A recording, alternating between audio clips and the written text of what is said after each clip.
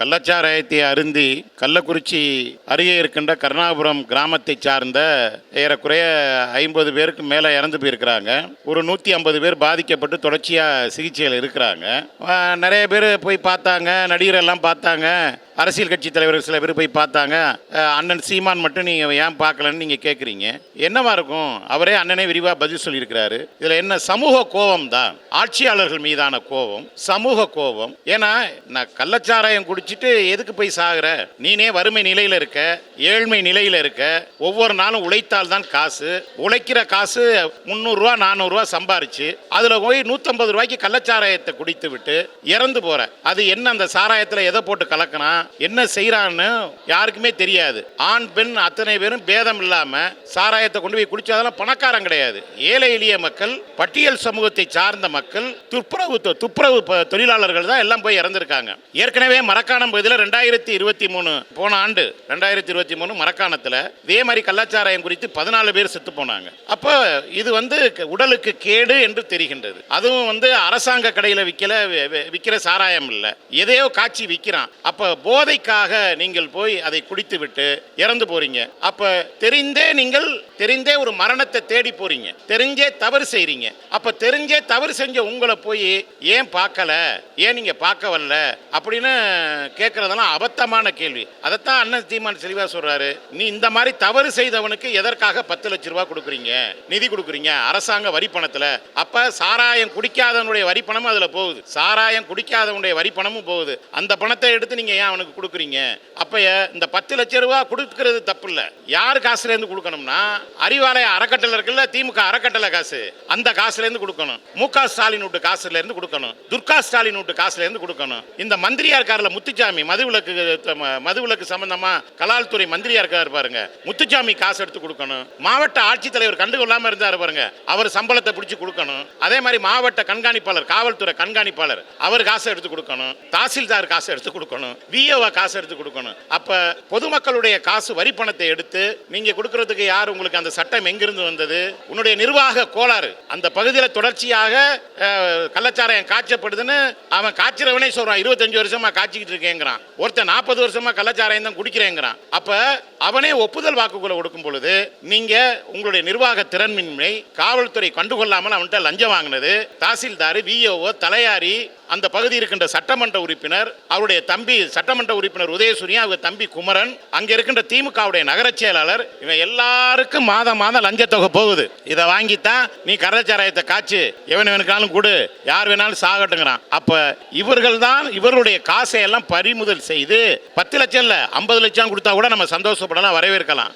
மக்களுடைய வரி பணத்தில் குடிக்காதவன் ஏகப்பட்ட பேர், ஒரு 5 கோடி பேர் குடிக்காதவன் இருக்கான். அவன் காசையும் நீங்க எடுத்து அவனுக்கு 10 லட்சம் ரூபாய் ஏன் கொடுக்குறீங்க அப்படிங்கிற ஆட்சியாளர்கள் மீதான கோபம். இந்த மக்கள் சிந்தனை ஏற்று தன் உழைப்பில் சம்பாதித்த பணத்தை கொண்டு போய் கொடுத்து உயிரையும் விரயம் செய்கின்றார்களே அப்படிங்கிற சமூக கோபம் தானே தவிர வேற வேணும்னே போகாம இருக்கிறதெல்லாம் அப்படின்னாலும் அவர் சொல்லல. அவருடைய ஆதங்கத்தை நாம் புரிந்து கொள்ள வேண்டும். அவருடைய ஆதங்கம் நியாயமானது.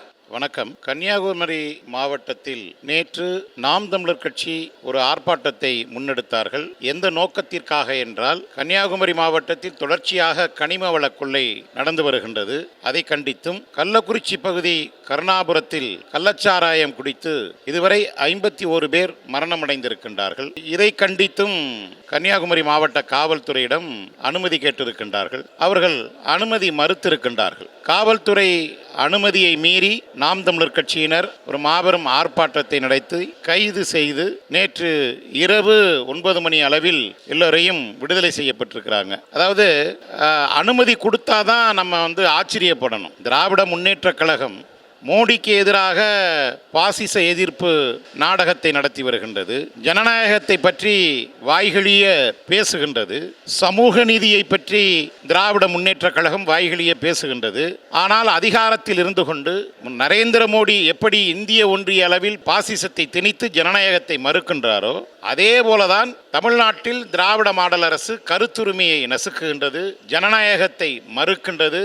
இவர்களுடைய திராவிட மாடல் ஆட்சியில் தொடர்ச்சியாக தொடர்ச்சியாக கனிம வள கொள்ளை மட்டுமல்ல, தமிழ்நாட்டில் கார்ப்பரேட் முதலாளிகளால், இந்திய பெருமுதலாளிகளால் தொடர்ச்சியாக இயற்கை வளம் சுரண்டப்படுகின்றது, கொள்ளையடிக்கப்படுகின்றது. அதானியை எதிர்ப்பது போல் திராவிட மாடல் அரசு மு.க. ஸ்டாலின் அவர்கள் எதிர்க்கின்றார்கள். ஆனால் அதானி துறைமுகம் இதே சென்னை காட்டுப்பாக்கத்தில் வைப்பதற்காக ஏறக்குறைய கடலோடி மக்களுடைய இந்த நெய்தல் நிலத்திற்கு சொந்தமான ஒரு 3000 ஏக்கர் நிலப்பரப்பை அதானி குழுமத்திற்கு எடுத்துக் கொடுப்பதற்கு மு.க. ஸ்டாலின் அரசு தொடர்ச்சியாக அதற்கான மறைமுகமான நேரடியான வேலை திட்டத்தை செய்து வருகின்றது. மக்கள் தொடர்ந்து போராடி வருகின்றார்கள். அதை கொஞ்சம் கூட மக்கள் போராட்டத்திற்கு உணர்வளிக்கல. அப்ப அதானியை எதிர்ப்பது போல் எதிர்ப்பார்கள். அதானியுடைய முதலீட்டை கிட்டத்தட்ட ஒரு 40,000 கோடி ரூபாய்க்கு மேலே தமிழ்நாட்டில் முதலீடு செய்வதற்கு வரவேற்பார்கள். இப்படி வெளியில் ஒன்று உள்ளுக்குள் ஒன்று இதே போன்ற ஒரு நாடகத்தை தான் தொடர்ச்சியாக திராவிட முன்னேற்ற கழகம் நடத்தி வருகின்றது. அதே போலத்தான் இப்போ கன்னியாகுமரியில் நாம் தமிழருக்கு மறுப்பு தெரிவிச்சு. அதே போல இந்த கள்ளச்சாராயம் என்பது அந்த பகுதியில் பாதிக்கப்பட்ட மக்களும் சரி, அதை எரித்த கண்ணுக்குட்டி என்பவர் சொல்றார், 25 வருஷமா நான் கள்ளச்சாராயம் காய்ச்சறேங்கிறார். அப்ப யாருக்கு தெரியாம 25 வருஷமா அப்ப காவல்துறைக்கு தெரியலையா? ஏற்கனவே ஆண்ட எடப்பாடிக்கு தெரியவில்லையா? இப்போது அதிகாரத்தில் இருக்கின்ற மு.க. ஸ்டாலினுக்கு தெரியலையா? அந்த மாவட்ட ஆட்சித்தலைவருக்கு தெரியலையா?